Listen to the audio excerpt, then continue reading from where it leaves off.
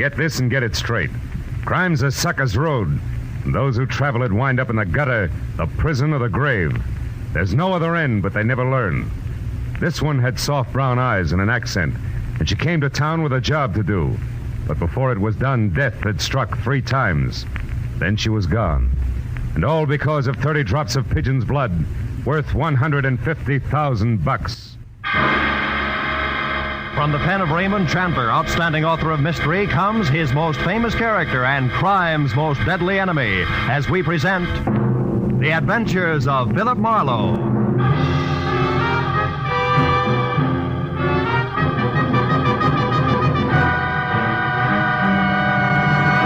Now, with Gerald Moore, starred as Philip Marlowe, we bring you tonight's exciting story, The Pigeon's Blood.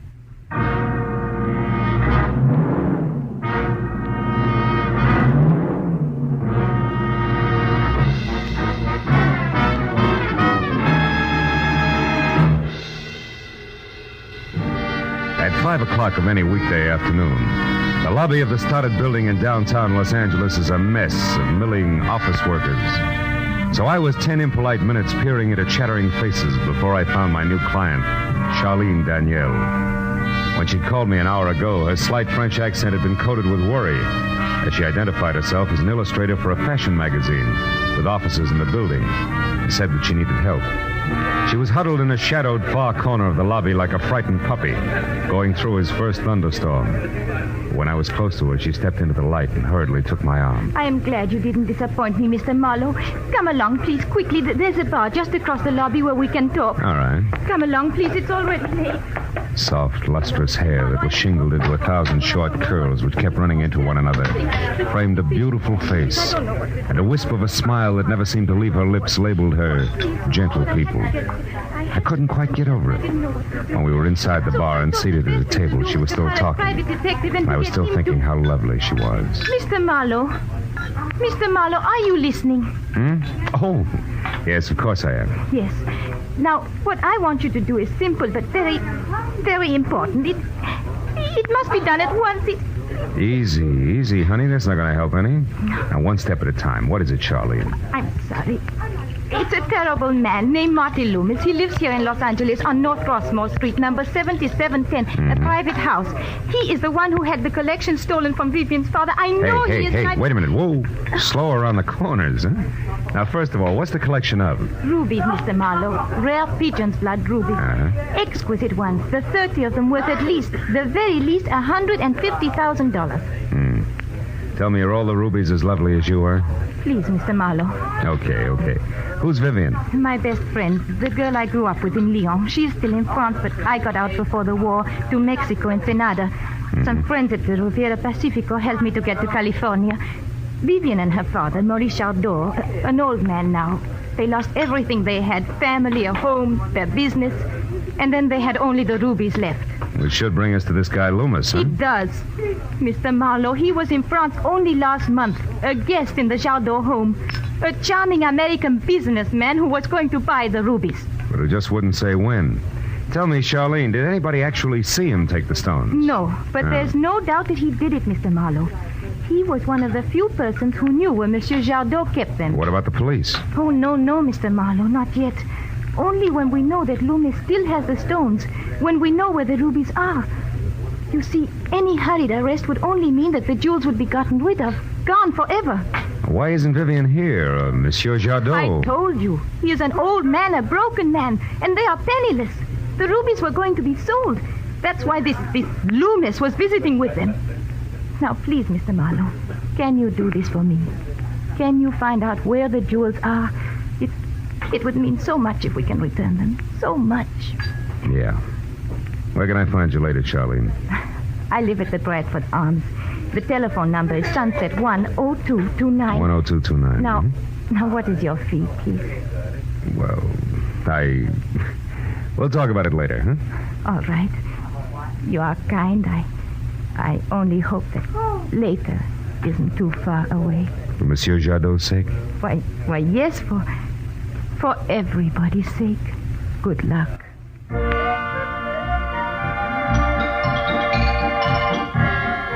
Somehow or another, I managed to stop at all the red lights and go on all the green ones and not hit anyone all the way from downtown L.A., where I'd left Charlene, up into Hollywood and over to Marty Loomis's house at 7710 North Rossmore. Parking a half a block away, I stood looking at the rambling white house, vintage 1915. I was startled into action by a wiry, white-haired old boy in search of a match. And after a quick servicing job, I moved up to the door. As I knocked on the massive display of aging oak, I decided that Marlowe should play the role of crooked jeweler to ease the entrance. But when the door finally opened and an ox in Sherney blue serge answered, I wasn't too happy with my choice of roles. A big club would have been better. Yeah? What do you want? Marty Loomis. Is he in? Who's asking questions? The name's Becker. A mutual friend recommended me to him. Does Lefty know about this? He should. Why don't you ask him? Okay. Come on in. Relax while I find out. Thanks. Any place in particular? Yeah. Flat on your back, big mouth. And don't bother going for your gun. I'll do it for you. Ah. Nice 38 at that. Now your wallet. Lefty. Thought you were picking up your cue fast, didn't you, Mr... Oh, Marlowe, huh? Private detective. What were you thinking about when you bit, Big Mouth? Something nice and calico? You're warm, Buster. My mistake. Where do we go from here? You, no place. Till I make a phone call. Excuse me. Big jerk. Westwood 9903. Yeah. My number? Gladstone, 2742. This won't take long, Marlowe, then you and I can... Oh, hello, Tony. Oh, it's Chalky. No, I looked every place. No, honey, I tell you the stuff just ain't here, but something else is. A private dick named Marlowe. Well, I don't know. Yeah, probably one of that stinking Slater's boys. But you don't have to worry about Marlowe. So long, babe. Your mother, Chalky? Listen, Louse, I got one question to ask you, and I want a straight answer fast. Are you working for Zig Slater? I don't remember. Well, that's too bad. You know, I might have to get nasty if you don't cooperate. Doesn't much make any difference whether I cooperate or not. Let's face it, huh, Chalky? All right. Let's do it! Just... Big mouth.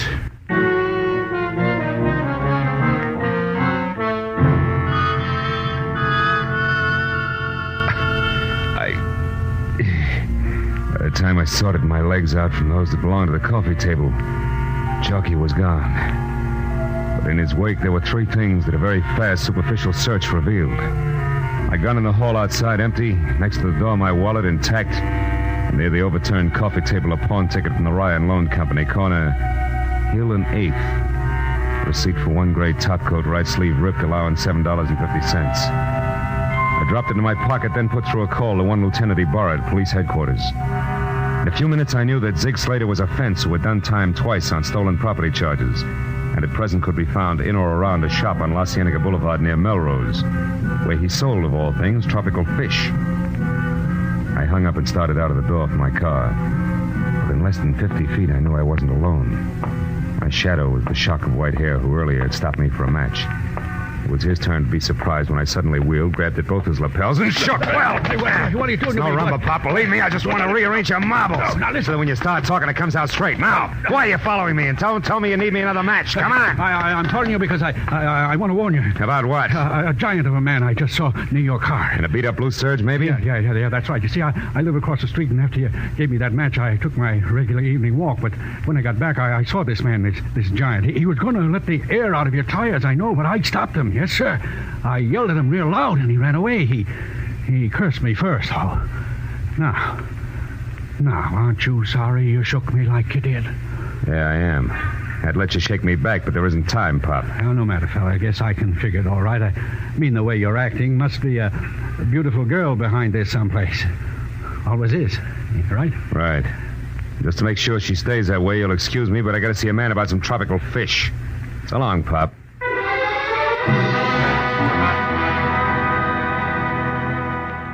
Zig Slater's place on La Cienega was 3 walls, lined almost solid with bubbling tanks that were home for the kind of screwy-looking fish that made you wonder what they could possibly see with a bad case of DTs. Slater was small and slight with black darting eyes that were too large for the rest of his face, which was prune-winkled, shaped like a Coke bottle, and had all the come-hither look of an octopus. He was on the phone. It wasn't until I was close enough to hear the number he was after that I Operator! was glad he was having Operator, trouble. that was the wrong number. Because it was the same digit arrangement that Hello? Chalky had called earlier, and Operator. prefixed Westwood as well. No, operator, I did not call 9933. It was Westwood 9903. That's right. 03, yeah. Stupid people. Hello, Toby. It's Ziggy, darling. Where have you been? I tried to reach you half a dozen times. A walk, oh. Well, look, baby, you meet me over at... Wait a minute. Lost something, mister? Why, yes. As a matter of fact, I have. One of my twin swordtails died. I was just admiring yours here. I'd like to buy one. I'll be right with you. Oh. Meet me at the Blue Chip in 30 minutes, huh, sweet? Now, don't worry, I'm a little bit late. I got a few things to do first. Right. Goodbye, baby. Swordtails, mister, are $1.10, $1.35, and $1.80. What'll it be? What? They started at $1.10? Uh-huh. At the last place, I only paid 90 cents for a swordtail. Good one, too. Then maybe you'd better go back to the last place, huh? Well, maybe I had. Good night, sir.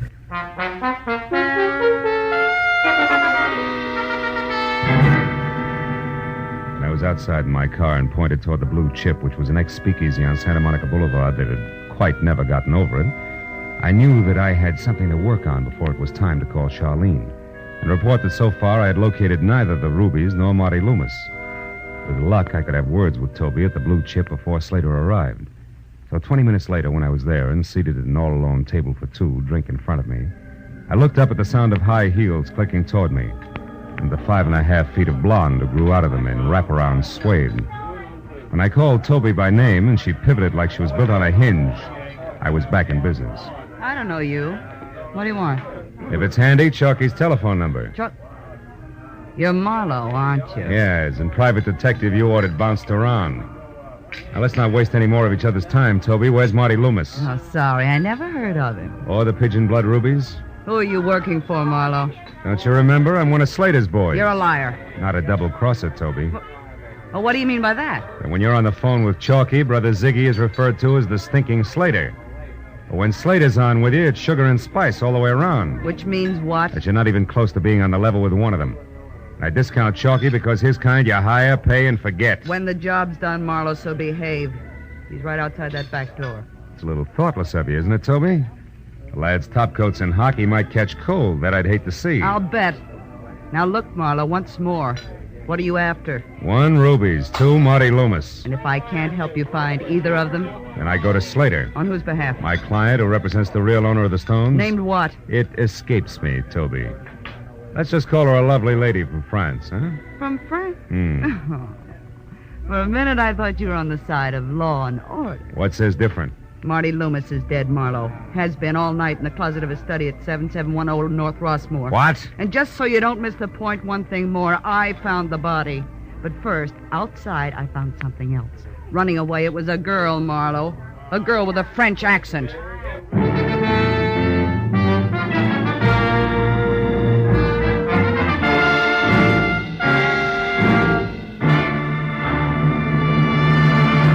In just a moment, the second act of Philip Marlowe.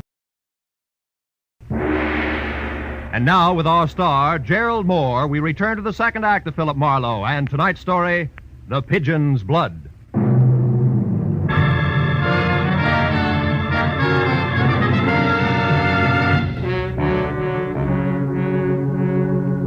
When Toby said French accent, it rocked me right back on my heels. I stood there with my mouth open, trying to reconcile death in a closet with the soft, deep brown of Charlene's eyes, while the blonde in front of me twisted her mouth into a victorious smile, tender as a cobra's. I got up and went out the front way, dragging what was left of my pride behind me. I had to know the truth about Charlene, so I called her. She answered on the first ring, and I made my pitch. I said I thought I knew where the rubies were hidden and told her to meet me at 7710 Rossmore. Then I drove to Rossmore and waited, and 5 minutes later a cab stopped down the street, and she got out. So I went to meet her. Marlowe, is that you? Yeah. Come on, this way, Charlene. Are they here, Marlowe? In this house, the rubies, I mean. We'll find out, baby. Come on. But you Side said door's open. I said I wasn't sure, and I'm not. About a lot of things. Here, watch the stairs. I should leave to the study. You Yes. still with me? I'm coming. This is it. Oh, Okay, Charlene. Now, if I've been lied to, this is the place to check. We'll start with that closet there. the closet? Yes, open it up. Go on, open it. All right. No, I can't. You can't because you already know what's inside, don't you? Well, I'll open it for you. No. Oh, I didn't do it. I didn't. You knew he was there, so he must have been in here before. Yes, I was. I admit it. I tried to see Loomis myself this afternoon. I followed him downtown, but I lost him. When I got back here, I came in and I found him like that. I didn't know what to do. I called you, but then I lied to you because I was afraid. And you're still afraid, so maybe you're still lying. No, this time is the truth, I swear. All of it? You're not holding anything back? No, that's all of it. Oh, Phil, please don't force me. Please, you must. Yeah. What was that? What was what? I thought I heard a door close. I must be jumpy. I guess, may I have a cigarette? Yeah. Oh, you dropped something. Why, it's a pawn ticket. Oh. Yeah, it's my brains, can't you tell? The Ryan Loan Company, corner Hill Street and 8th. At Hill and 8th. Don't worry about it, Charlene. It's not mine. Belongs to a guy named Chalky who had to hock his winter wardrobe to keep himself in hamburgers. Forget it. Hey, you want that cigarette or not? Not now. Come on, Phil. Let's get out of this room. Come on, please. Phil, there is someone here.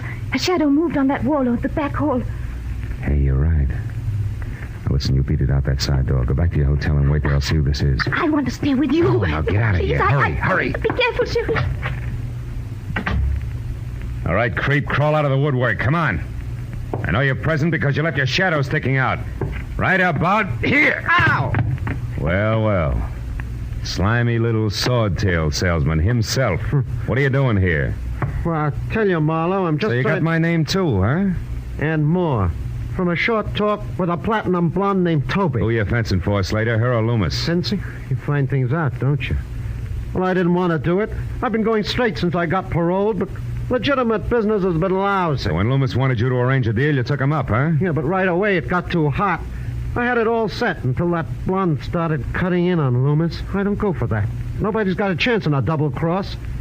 For instance, I know what's in the closet, see? And Toby's the one that put him there. She told me. Toby killed him? Did she have the stones? I don't know. I guess so. Because she was trying to make me go through with the deal. But I turned her down. Then I had to sap that gorilla Chalky to get away. Ah, it's good, but it won't fit, Slater. Why'd you come back here? To clean up the joint. With my record, all it would take is for my phone number, even my initials to turn up here, and I'm cooked. Where does Toby live? If I tell you, will you give me a break? You'll tell me anyway and fast, or I'll give you a break on the side of your head. Let's have it talk. Okay. 3156 South Ogden Drive, Apartment C. Now, how about it, pal? Will you forget you saw me here? You louse. You're whining because things got tough. If they hadn't, you'd be getting calluses from counting money. You're a crummy spider, Slater, so stay out of my way. Because next time we meet, I'll step on you. The little man rolled his big head up at me and grinned. I looked at it a minute, then shoved it hard to one side and walked out. The way things stood, I figured the next move, which was mine, had to be first a call to the police to report Loomis's murder. And second, a fast pressure play on a faster blonde named Toby. But I was wrong on both counts because I was halfway to my car when I found out the next move wasn't mine at all. Out of the corner of my eye, I caught a shadow easing toward me under the cover of a hedge.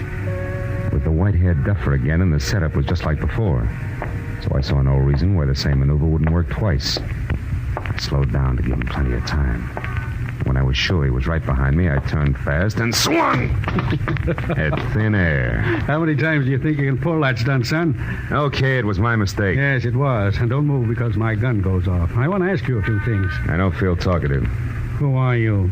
And what's your racket, son? Philip Marlowe, private detective. What's yours? That doesn't happen to be any of your business, son. Let's just say I'm looking for one Vivian Jardot. Happen to know where she is? Vivian Jardot? Sure. Right now she's in France, Lyon to be specific. Yeah, she's in France right now, like you're in Madagascar. Save yourself trouble, son. Where is she? You know, you wouldn't know the truth if it fell on you. What's your angle, Marlowe? Oh, come on. Let's not be coy. It's the same as yours, a fistful of rubies. Well, now, you don't say. And I suppose that's why Vivian Jardot's been following Loomis around all afternoon. Vivian again. You won't turn loose, will you? Now, listen, son. The Jardot dame is here in town. I happen to know she hopped off a Norwegian freighter. I finally picked her up right here. She was tagging Loomis, and I tagged her. We played Ring Around the Rosie clear downtown. I lost him in a traffic jam, but I picked up Loomis again for a few minutes at the corner of Hill and 8th. The Jardot girl, I lost... Wait a minute. Did you say Loomis was at Hill and 8th? Yes, that's right. Why? Because I know a guy who'll give $6 for a gray topcoat on that corner. So what? So whoever said you can't teach an old dog new tricks was nuts, wasn't it? That one's called slap the pistol and bust the old geezer. Sorry, Pop, it had to be. I got business that won't keep. So long.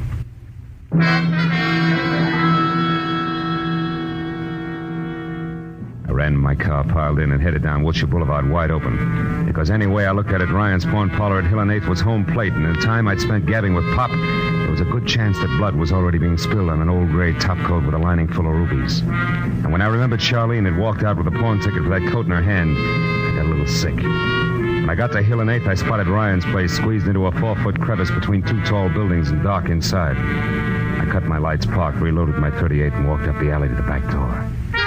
It was standing open a foot, and inside a flashlight was lying on a table while moving in and out of its beam as she clawed through a rack of second-hand topcoats was Charlene.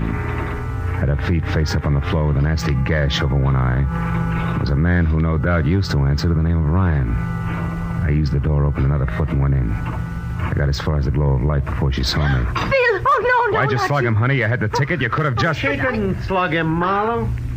I did. Slater. Yeah, don't turn around. Just toss your gun back here. Come on. That's it. Well, it takes care of everybody now. We're all here so we can get back to work. Aren't you forgetting Toby and a trained ape? No, Toby can't make it. And Chalky won't without her. She can't make it because she's dead. I found a nice closet for her, too. Oh, I told you a fib when I said she killed Loomis. I did that to both of them. Because they were double-crossing me. They were cutting me out of my own deal, and they were laughing about it. I can't stand to have people laugh at me. It's my fault, Phil. I didn't wait for you. When I realized that Loomis had pawned the coat and not that Chalky, I was sure that he had hidden the rubies in it for safekeeping, so I came here and now... And so did I, and I caught her. Then I set a little trap for the big, strong man who steps on little spiders. Now you, which coat is it? This one? No, I don't know. Oh, so it is this one. Well, give it to me. No, you can't take it. Stay away from me. Give me that. Charlene, don't be a fool. Let him have the coat. No, the rubies in it are mine. They belong to my father. I came halfway around the world to get them and to take them home, and I won't give them up to this grotesque, ugly little man. What did you say? Why, you... Get out! No! Slater. He's hit, but... He sure is, son. The door here was as open as an invitation to the old-timers' picnic. I've been listening. Now, don't move now, either one of you. I've still got some business with Miss Vivian Jardot. Hey, come back here! Charlene! You missed. That's your last chance, believe me, you trigger-happy jerk. She's out the door. Stand aside, son. I've got to get that girl. I don't think so. Whose car is that out there? Yours? Yeah, with a full tank of gas. What are you grinning about? Okay, son, she's gone. Girl, coat, and rubies. Got away from both of us, didn't she? And from the look on your face, you're not quite sure whether you've lost or won.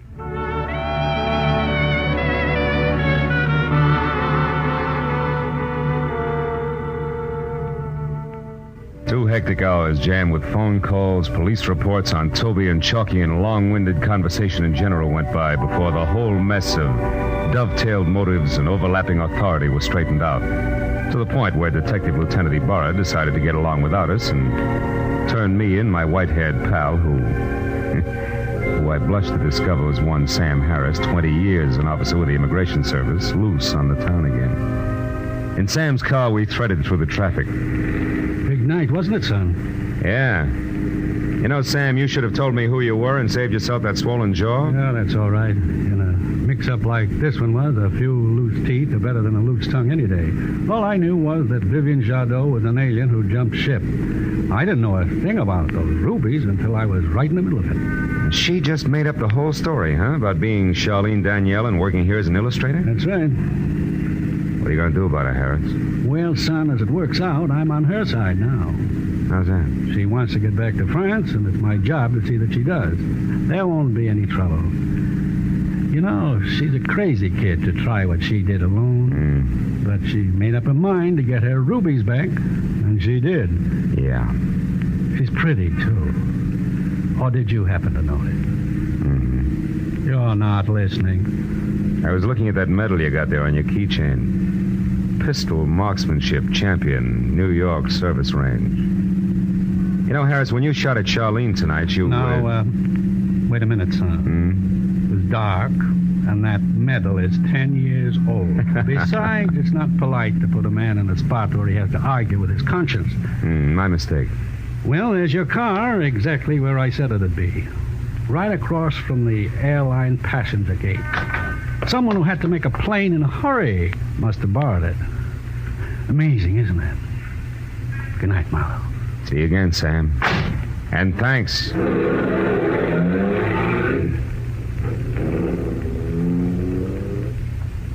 When Harris drove away, I walked over to my car and got in.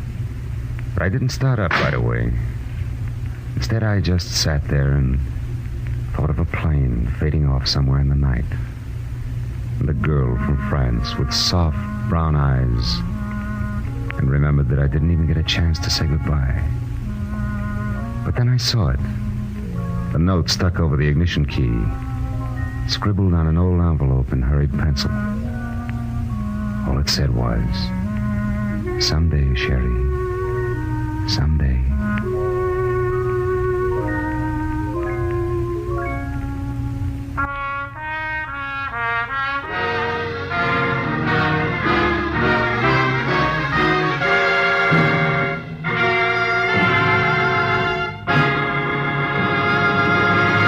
The Adventures of Philip Marlowe, bringing you Raymond Chandler's most famous character and crime's most deadly enemy, star Gerald Moore, and are produced and directed by Norman MacDonald. Script is by Mel Donnelly, Robert Mitchell, and Gene Levitt.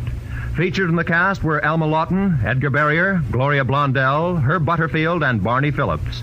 The special music is by Richard Orant. Be sure and be with us again next week when Philip Marlowe says... Easy money is a sucker's racket. This time it started as a routine search for a rich girl's fiancé, and the trail led to a silent house haunted by a face at the window and blood in an open cedar chest. But before it was over, it became a quest for a corpse that wouldn't sit still.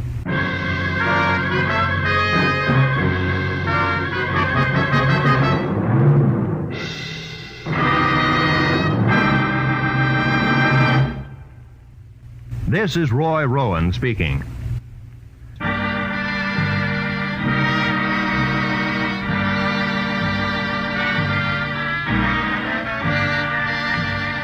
This is CBS, the Columbia Broadcasting System.